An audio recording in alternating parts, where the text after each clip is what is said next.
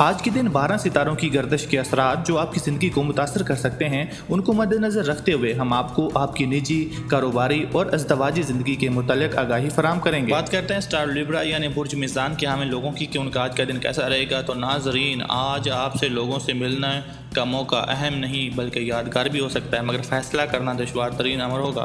सिर्फ यही नहीं बल्कि पिछले दिनों अदा की गई जिम्मेदारियाँ भी अपने असरात समेत आज आपके सामने होंगी। यही एक ऐसा मौका होगा कि जब आप खुद को संभाल ना पाएंगे। आज तो अपने मकसद पर नज़र रख कर ही आप खुद को आगे बढ़ा सकते हैं और ख़ासकर अपने मुस्तकबिल को महफूज बनाने की बुनियाद भी रख सकते हैं। इसके लिए अपने माली मफादात को भी मद्देनज़र रखना ज़रूरी होगा और इस सिलसिले में बैरून मुल्क से मिलने वाले पैगाम आपकी खुशियों में इजाफा ला सकता है, जिससे आपकी मोहब्बत बेहतर होने का इम्कान है। मगर फिर भी फ़ैसला सियाक़ो सबाक़ से हट कर ना कीजिएगा।